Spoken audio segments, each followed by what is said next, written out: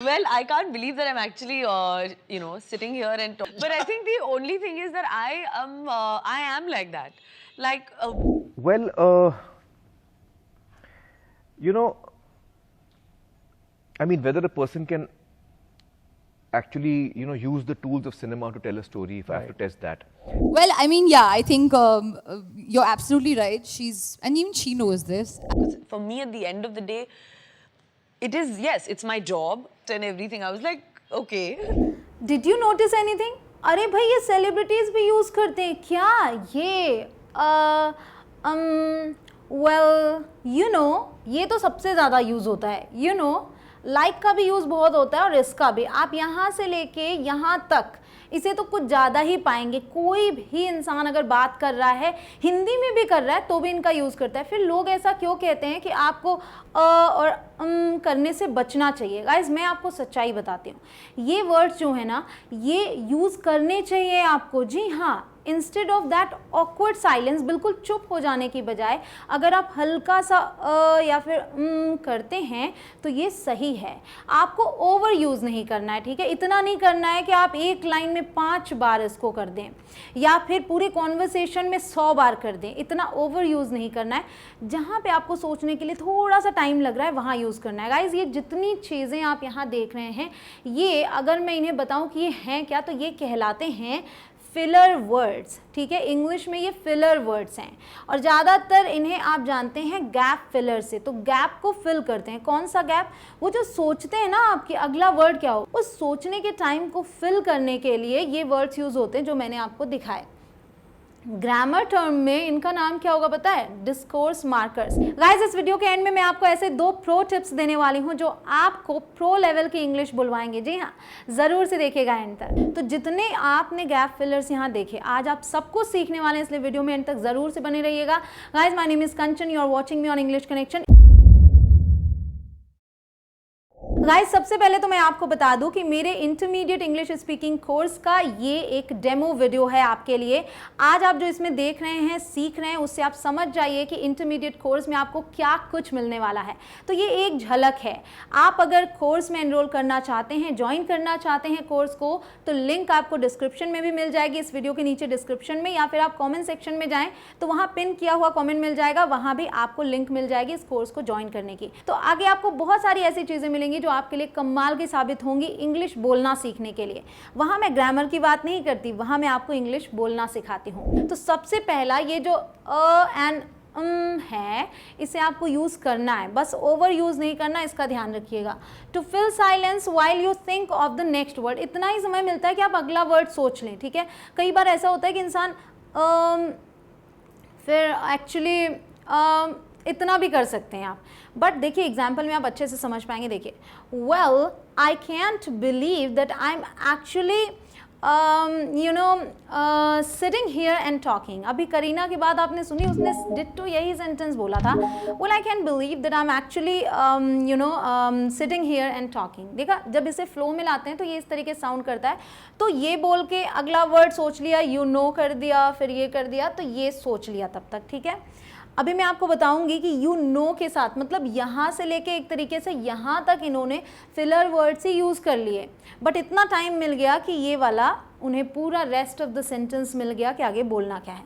But the only thing is that I am like that. तो यहाँ पे भी इनको टाइम मिल गया सोचने के लिए कि आगे क्या सेंटेंस है. तो इस तरीके से आप इन्हें यूज़ कर सकते हैं और बहुत ही आराम से. वीडियो के एंड में मैं आपको कॉन्वर्सेशन भी दिखा दूंगी कि कैसे कोई प्रश्न पूछता है और कैसे आप जवाब देते हैं. तो बहुत ही मतलब एक फुल पैकेज होने वाली है ये वीडियो आपके लिए, पूरा ज़रूर से देखिएगा. मज़ेदार वीडियो है, आपके सारे काम भी बनने वाले हैं कि अब से आप बीच में रुकें तो क्या बोलें. ठीक है, एक एक करके समझते जाते हैं. वेल ये बहुत यूज़ होता है और मोस्टली ये सेंटेंस के स्टार्टिंग में यूज़ होता है. जैसे कि आप रुके हैं या आपसे किसी ने सवाल पूछा तो आप वेल करके अपना जवाब शुरू कर सकते हैं. When we start to talk after a pause, ठीक है, उसके बाद वेल से शुरू कर सकते हैं, तब तक आपको मिल जाता है time. To delay your answer in order to have more time. तो अपने आंसर को डिले करने के लिए आप इसका यूज़ करते हैं. To avoid giving an answer. Sometimes क्या होता है कि आप आंसर नहीं देना चाहते तो वेल फिर आप अपने टॉपिक को कभी कभी चेंज भी कर लेते हैं यहाँ से, ठीक है। वो आपके ऊपर है कि आप अपना कितना आर्ट दिखाते हैं कॉन्वर्सेशन में, कैसे आप टॉपिक को चेंज करते हैं। ये सब करते करते आएगा, एक दिन में नहीं आएगा, आपको धीरे धीरे हैबिट डालनी होगी। एग्जाम्पल देखिए, well you know that's true, किसी ने कोई सवाल किया, उस पर ये जवाब है। लास्ट में मैं आपको सवाल के साथ भी दिखाऊंगी। Well I guess ₹1200 is a good price for a pair of pants. ठीक, कोई पूछता है कि ये प्राइस ठीक है, वेल आई गेस, समझ रहे हैं आप, आई गेस भी इवन क्या है, एक filler word, I mean filler phrase की तरह यूज़ होता है। Well fine, you can borrow my guitar. मान लो कि आपके पास कोई आता है, मुझे गिटार दे देना भाई। Well fine, you can borrow my guitar. तो उतनी देर आपने सोच लिया कि देना है कि नहीं देना है उसको, ठीक है। अब आते हैं यू नो, जो कि बहुत ज़्यादा यूज़ होता है, मोस्टली सभी लोग यूज़ करते हैं, आप कह सकते हैं। When you are trying to think of what to say next, वही बात है कि क्या आपको बोलना है वो सोचते वक्त। When you assume the listener already knows what you are talking about. You know का मतलब देखिए ना, यू नो का मतलब होता है आप जानते हैं। तो कई बार क्या होता है कि जैसे कि जिस बारे में आप बात कर रहे हैं, तो आपको ये पता है कि लिसनर को इस बारे में पता है, थोड़ी नॉलेज है, तो आप यू नो करके अपनी बात को आगे कंटिन्यू करते हैं। यू नो, जानते ही हैं आप, ऐसा ऐसा जानते ही आप, यू नो, ऐसे करके आप बात कंटिन्यू करते हैं। When you feel the listener just understands what you mean. Sometimes क्या होता है कि अगर आपको ये लगता है कि सामने वाला समझ रहा है उस चीज़ को, ठीक है, तो भी आप यू नो करके अपनी बात को आगे कंटिन्यू करते हैं। देखिए कैसे, I am not happy with the situation but you know there isn't much I can do about it. ठीक, you know all of these things are common at this age. मतलब इस समय, ऐसे समय में ये सारी चीज़ें बहुत ही कॉमन है। यू नो मतलब आप भी तो इस परिस्थिति से परिचित है ना, you know the situation, so you know. Every time I get the feeling you know whether I am doing it right. हर बार मुझे ऐसा लगता है कि क्या मैं ये सही कर रहा हूँ। तो every time I get the feeling you no, उसके बाद देखिए ये भी यूज़ किया, तो आप जोड़ सकते हैं यू नो इस तरीके से जोड़ के भी साथ में यूज़ कर सकते हैं। अब आते हैं यू सी। यू सी भी इट्स काइंड ऑफ सिमिलर, ठीक है, उससे थोड़ा सिमिलर है, लेकिन इसमें फ़र्क है। वहाँ था जब आपको ये लगता है कि सामने वाला सिचुएशन को जानता है, बट यू सी आप तब बोलते हैं जब सामने वाला सिचुएशन को नहीं जानता। एक तरीके से आप जैसे ऐसे कहते हैं ना, मैं वहाँ गया था, देखो ना ऐसा हो गया, देखो ना ऐसा हो गया, मतलब कि उसे पता नहीं है लेकिन मैं बता तो रहा हूँ ना, तो ऐसे में यूज़ करते हैं you see. When you assume the listener doesn't know, देखो ना, doesn't know what you are talking about. तो किसी को आप कोई इन्फॉर्मेशन दे रहे हैं, कुछ स्टोरी बता रहे हैं, मेरे साथ ऐसा हुआ फिर ऐसा हो गया, तो वहाँ पे आप यू सी यूज़ करेंगे, ठीक है। यू आर टॉकिंग अबाउट, उसे नहीं पता। When you hope listener will understand what you are saying, और आप ये समझ रहे हैं कि वो समझ जाएगा, ठीक है। When you are explaining something, तो जब आप एक्सप्लेन कर रहे हो तो आप इसका यूज़ करें। देखिए example, I was going to try the app, मैं ऐप ट्राई करने जा रहा था, but you see I ran out of space on my phone. लेकिन देखो ना, मेरे फ़ोन में स्पेस ही ख़त्म हो गया था। समझ गया आप कैसे यूज़ किया। अभी उसे पता नहीं था, बट मैं समझ रही हूँ कि वो इस चीज़ को समझ जाएगा। You see the thing is we won't be finished before Friday. देखो बात ये है कि ये जो द थिंग इज़ है, ये भी गैप फिलर ही है। द थिंग इज़, बात ये है कि कोई कुछ पूछे द थिंग इज़, फिर आगे आपने कंटिन्यू कर लिया। You see the thing is we won't be finished before Friday. यहाँ देखिए, you see I am one of those people who likes to try new things. देखो मैं उन लोगों में से हूँ जिन्हें नई चीज़ें करना पसंद होता है। सो यू सी, देखो समझाते हुए, एक्सप्लेन करते हुए, क्लियर हो गया। अब आते हैं लाइक। लाइक भी बहुत यूज़ होता है, even sometimes it is over used. बहुत सारे लोग इसे बहुत बार यूज़ कर लेते हैं, कुछ ज़्यादा ही यूज़ कर लेते हैं। इवन मैं क्या बार बार यूज़ करती हूँ, वो है यू नो मैं भी यूज़ करती हूँ अक्सर, ठीक है। When you say something is not exact, when you need a moment to figure out the next word to use, जब आपको लगता है कि आगे क्या बोलना है, वही बात गैप फिलर के लिए लाइक का यूज़ आप कर लेते हैं। देखिए, she was like no way, बिल्कुल भी नहीं, उसे ये कहना था तो she was like ऐसे करके बोल दिया। I was like it happened, ठीक।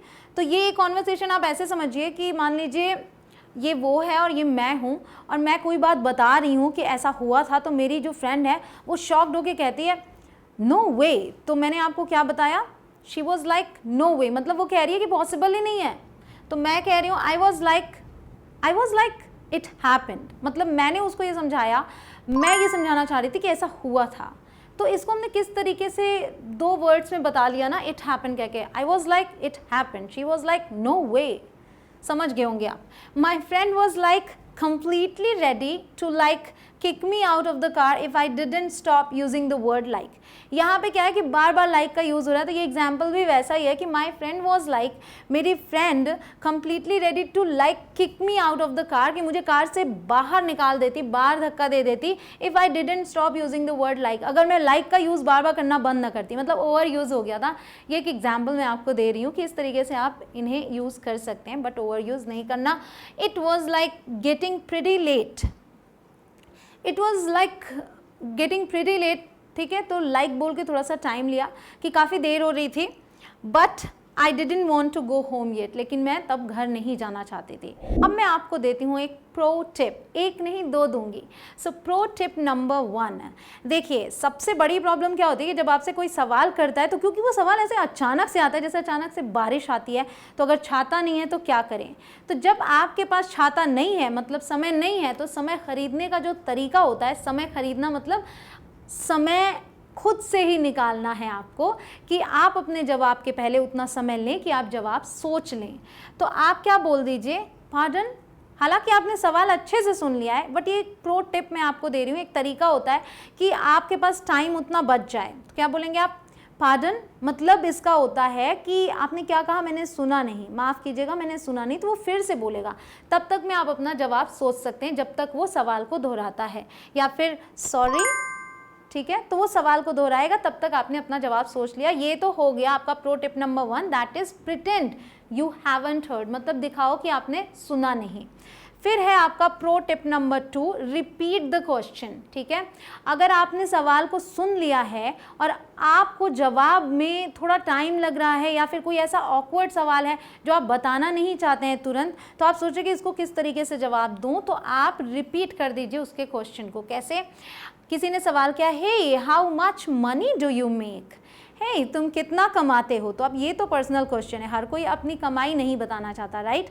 तो ऐसे में आप तुरंत क्या करें, यू वॉन्ट टू नो, आप ये ऐड कर सकते हैं या ना भी ऐड करें, सिंपली आप बोल सकते हैं how much money do I make, करके आप अपनी बात को बोल सकते हैं। या फिर मैं इसको इस तरीके से करती हूँ, you want to know how much money I make, well I make enough to pay my bills, ठीक। इसमें क्या कि आपको बताना भी नहीं पड़ा, और ये हो गया कि भाई जितने मेरे बिल्स आते हैं उन्हें मैं पे करने के लिए सफिशिएंट कमा लेती हूँ, ठीक। So you want to know how much money I make, well, तो पहले आपने उसके सवाल को ही रिपीट किया, फिर वेल भी बोल लिया, इतना ज़्यादा आपको टाइम मिल गया, ठीक।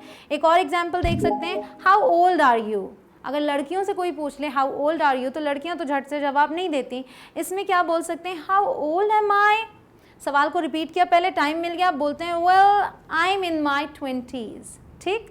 तो इससे क्या हुआ कि आपने अपनी एग्जैक्ट एज नहीं बताई और बात कंटिन्यू भी कर ली, आपने जवाब भी दे लिया अच्छे से, ठीक है। तो अब गाइस देखिए, conversations based on gap fillers. अब आपको मैं देती हूँ कि इन्हीं गैप फिलर्स पर बेस्ड क्वेश्चंस, मैं आपको डेफिनेशन तो दे चुकी, सब कुछ बता चुकी कैसे यूज़ करना है। आप चाहें तो इनके स्क्रीनशॉट्स ले लें, या फिर आप इनकी PDF चाहते हैं तो आप पहुँच जाइए मेरे टेलीग्राम ग्रुप पे। जी हाँ, अगर आप टेलीग्राम ग्रुप पे जाते हैं तो वहाँ पे आपको ये PDF अवेलेबल रहेगी।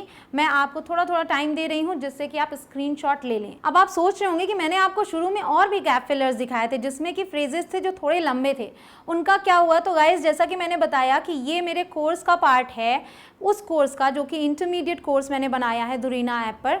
तो आगे के वो जो फ्रेजेस हैं वो उस लेसन में आपको मिल जाएंगे और वो भी फ्री होगा। तो आप जाके एक बार डेमो क्लास वहाँ पे ज़रूर देखिए। इंटरमीडिएट कोर्स में डेमो क्लास में जाएंगे तो आपको वो भी फ्रेजेस वहाँ पर मिल जाएंगे, तो वहाँ से आप उसे सीख सकते हैं। और अगर आपको डेमो क्लास पसंद आती है तो आई एम श्योर कि आप आगे के कोर्सेज, आगे के लेसन्स देखना ज़रूर चाहेंगे। तो ज़रूर से जाके डेमो क्लास देखिएगा, वहाँ पे आपको सारे फ्रेजेस मिल जाएंगे। आई होप कि आप स्क्रीनशॉट लेते जा रहे हों, या फिर आप पहुँचिए सीधे कहाँ पहुँचना है आपको, टेलीग्राम ग्रुप पे। गाइज, आई होप कि वीडियो पसंद आई हो। अगर पसंद आई हो तो लाइक ज़रूर कीजिएगा। मेरी पूरी कोशिश है कि मैं आपको फ्लुएंट स्पीकर बनाकर छोड़ूँ। तो बस आप इस जर्नी में आगे बढ़ते रहें। हर इन टिप्स को यूज़ करते रहें और इसी तरीके से कोशिश करते रहें बोलने की। जी हाँ, हर दिन बोलने की कोशिश करनी है। तो अब से जब आपके सामने कोई सवाल करता है तो इन गैप फिलर्स का यूज़ करने की कोशिश करें। वीडियो पसंद आई हो तो शेयर ज़रूर कीजिएगा, अपने सभी फ्रेंड्स, सभी ग्रुप्स में शेयर कर दीजिए। अगर आप चैनल पर नए हो तो सब्सक्राइब ज़रूर कर लें, उसके बाद आने वाले बेल आइकॉन को प्रेस करें ताकि आप एक भी अपडेट मिस ना करें। मिलती हूँ आपसे अगले वीडियो में। जय हिंद।